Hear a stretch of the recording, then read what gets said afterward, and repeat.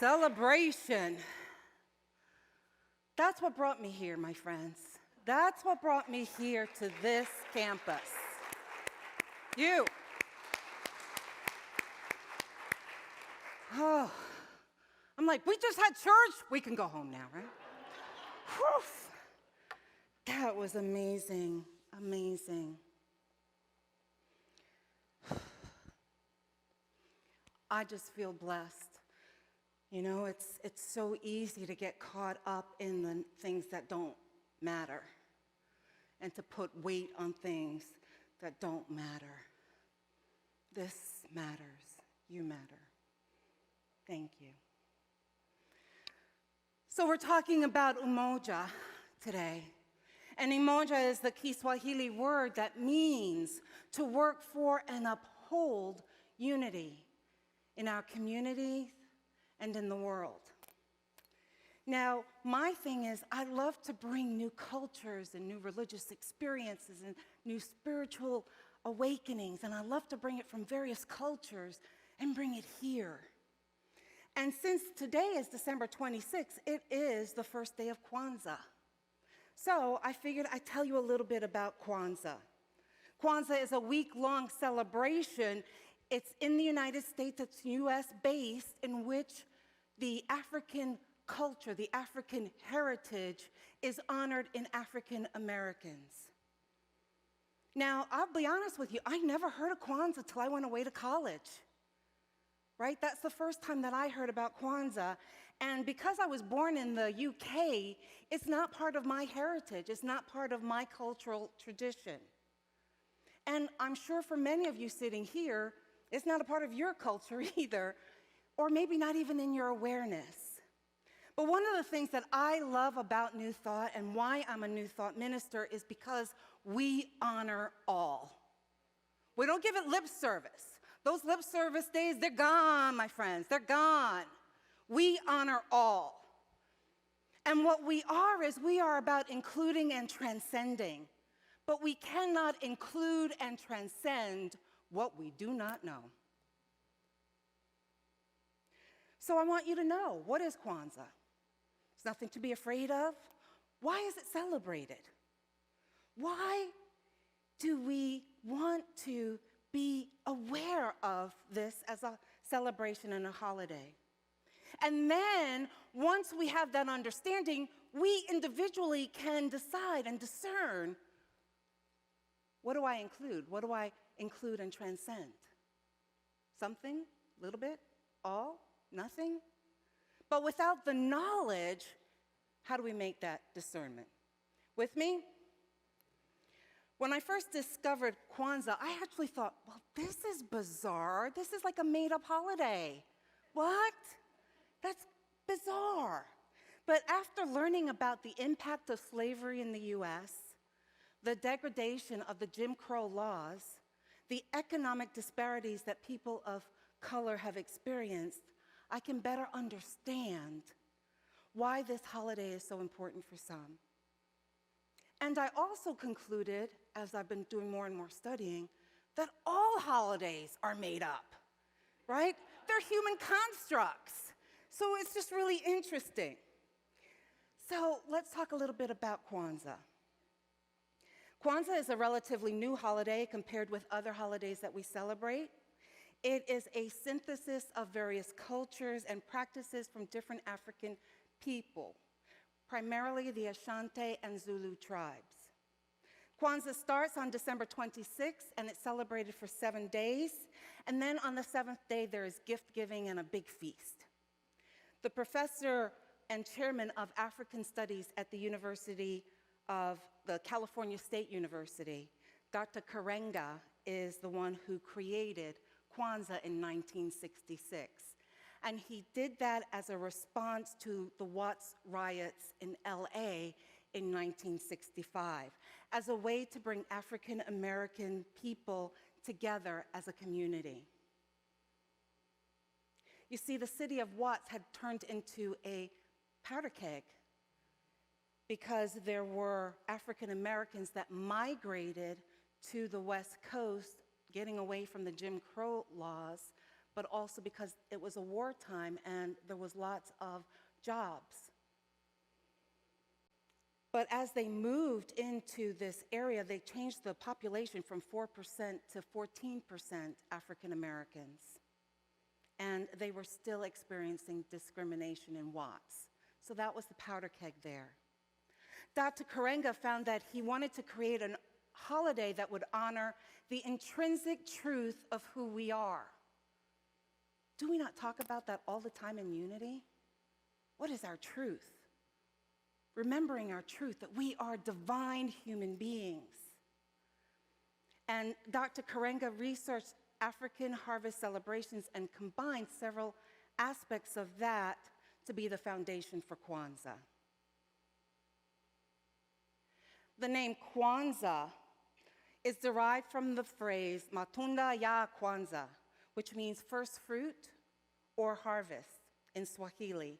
And the celebration often has singing and poetry and storytelling, dancing, drumming, and of course, feasting.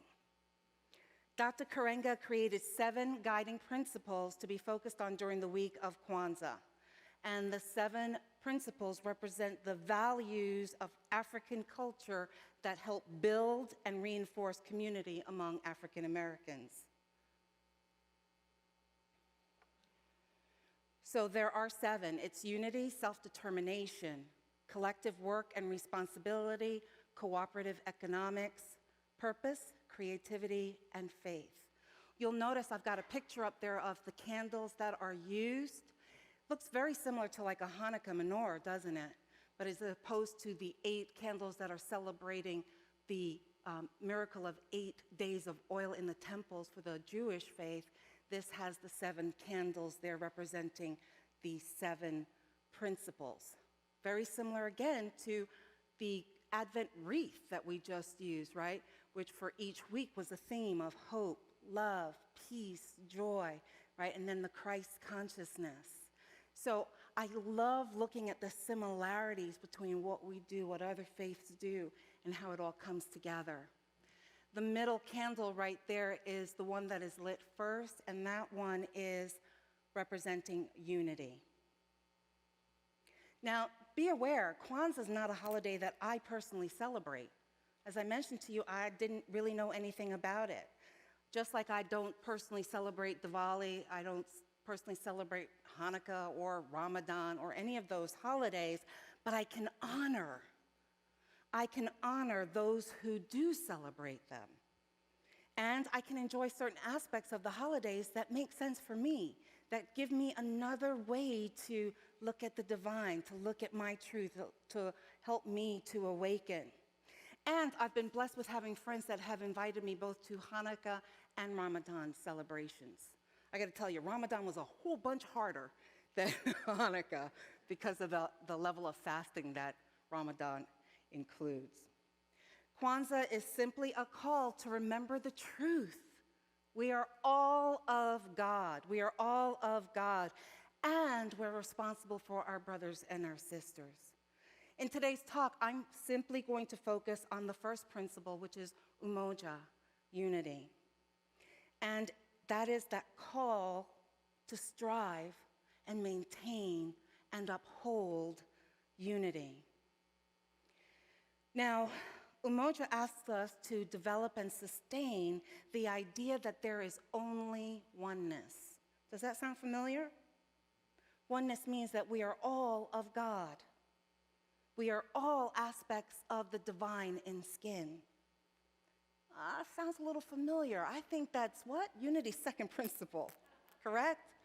Human beings have the spark of divinity within them, the Christ within them.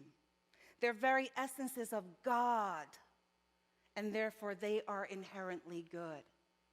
And in her book, The 5 Principles by Ellen Davenport, she writes this: wherever we originated physically, we are first an idea in God mind. And if God is all there is, and everything is God, how could we be anything but divine? We're talking about the image of God, the Imago Dei. This is what we're talking about. And keeping our second principle in mind, then how can we disregard anyone else? How can we disregard anyone else? If anything, it's a call for the practical application of knowing that we must walk our talk. Andrea Leonard writes this about Umoja. Umoja urges us to practice a principled and peaceful togetherness, rooted in mutual respect, justice, care, and concern, security of person, equitable shared goods. And it calls us to stand in solidarity with the oppressed, suffering, and struggling peoples of the world in the cooperative achievement of these goods. You see, Leonard mirrors my understanding of living in unity and oneness with each other. Unity is not theoretical. Did you hear me? Unity is not theoretical. We cannot say to someone, there is only oneness, and then turn around and treat them less than. We cannot say, we love you to someone, and then ignore their pain and suffering. We cannot say, we are the Christ, and then ask them to persecute another person. That isn't living that second principle, my friends. That's not doing our own shadow work. We are living in a time in the world where we feel dissonance in our lives. At times, that level of uncomfortability makes us cranky and judgmental. That's right. In our stress, we may operate from the, we want what we want when we want it. And many times, we don't care who has to be marginalized or inconvenienced for our well-being. We may not even realize that's what we're doing or that's what we're asking of others. So here are some questions for you to ponder. Do your needs have to be met at all times? And if not, someone has to be wrong? Are you longing for the good old days when you could say whatever you said and no one would take offense? Do you think your job is more important than others, especially if you have the degree that you hold?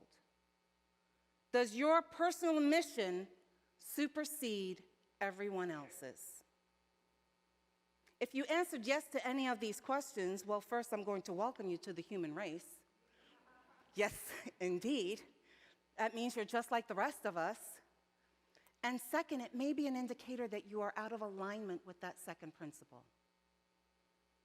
Here's something else to think about. When we are in the midst of change, our humanity wants to try to control people, places, and things. Because we think that if we control those, we will feel that we are in control. And when we are in the throes of change, we often feel fear. Fear of the unknown.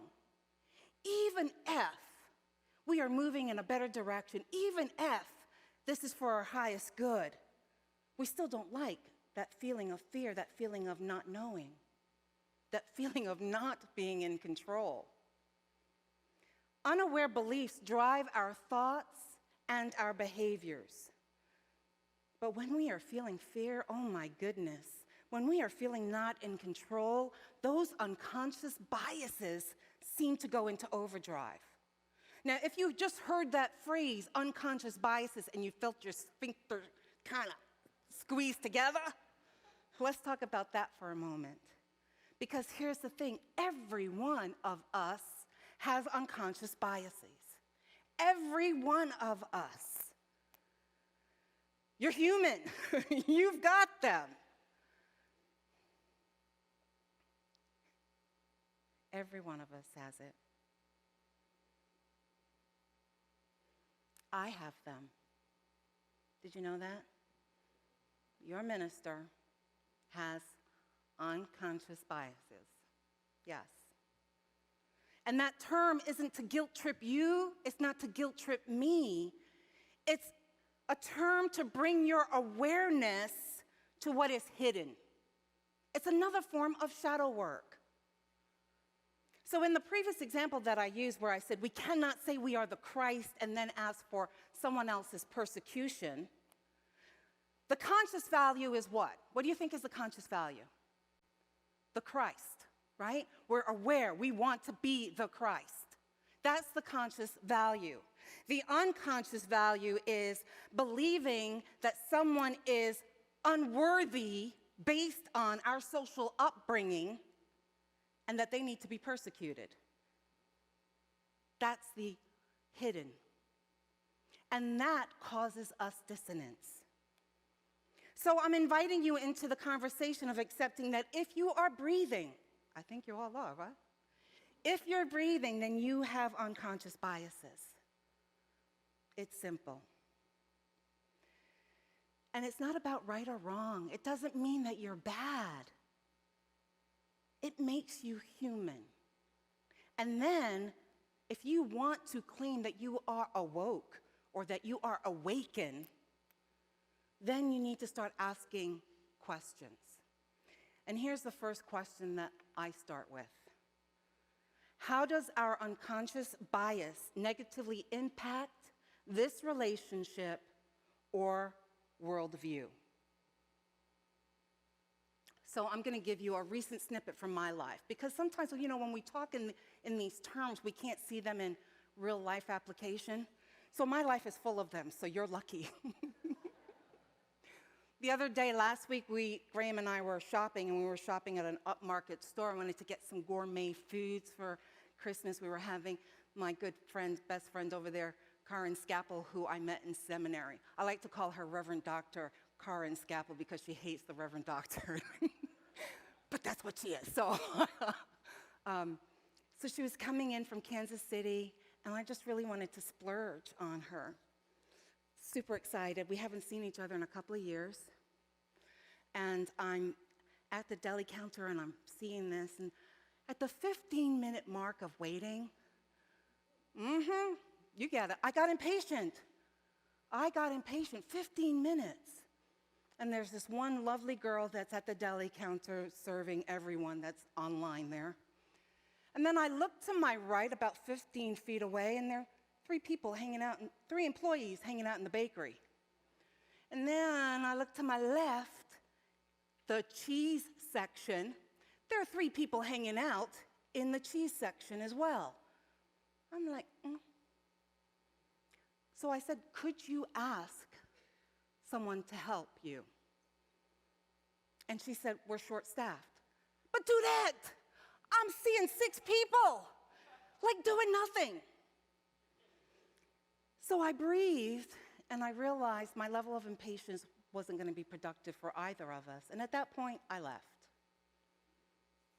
But I had to ask myself the question that I'm asking you to ask yourselves. How does my unconscious bias negatively impact this connection, this relationship, my worldview? You see, I realize my unconscious bias in that situation is, if I'm a paying customer in an upmarket place, then I expect to be served quickly, efficiently, and with a smile on their face. All right? And if that doesn't occur, then I'm judging. Ooh, they did not get proper training. Ooh, they are not qualified for this job. Ooh, they are so rude, right? And then I have to continue investigating. And I'm like, well, where did I get that unconscious bias from?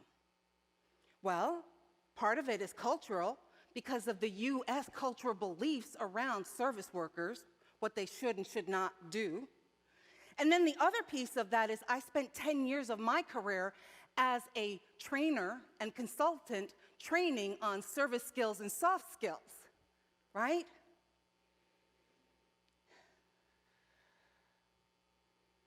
And then after that encounter, I had to ask myself, could I have handled that situation differently? Could I have done better? I mean, I wasn't rude to the individual, but I did not add. Did you hear me? I did not add to that connection. And then my answer came.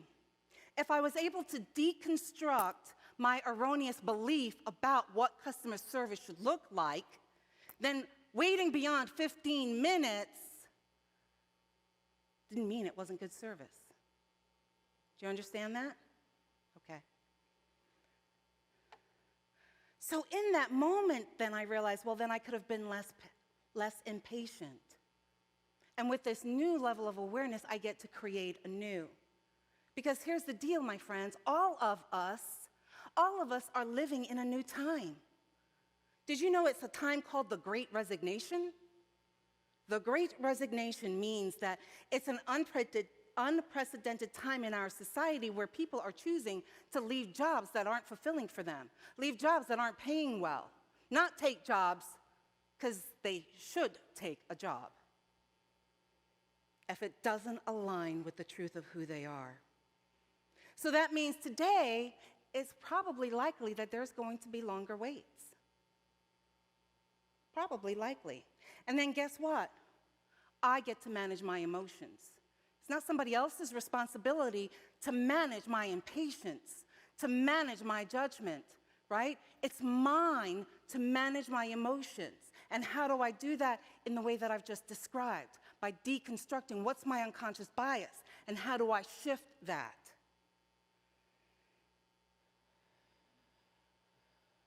So I get to be aware that if I choose to shop, I need to expect a longer wait time. And I can choose to be grateful that my body functions enough to be standing someplace for 15, 20 minutes. Amen? Yes. And I get a choice to be grateful for this person choosing to work in tough circumstances. And I get to be thankful for the service. That's a whole different situation, is it not? Yeah. So in this example that I gave you, I know it sounds really trivial, but you know what? Our lives are filled with little daily trivial things that we take on and make huge. Well, can you believe I had to wait, right? And then it's like just this ongoing snowball. But those are the moments that we deconstruct. Those are the moments that we transform and shift. Those are the moments that we have the opportunity to make this world a better place, not just for us, but for everyone that we touch. So as I sat in the car after shopping, I realized I was really uncomfortable with the interaction with that employee. Why? Because I was out of alignment. I was out of alignment with my truth because I want to be the light in the world to everyone I see, to everyone I touch. I was out of alignment. Get it? So the shift is on me. So doing this work on investigating our unconscious biases is an opportunity. It's an opportunity for us to look at our day-to-day. Are we really practicing our principles in our lives? Because having them in theory, my friends, worthless. Did you hear me? Theory, worthless. But really absorbing them, stepping out into the world as a unitic, and that's usually a good thing, a unitic allows us really to be that light, to be that loving presence, to be God in skin.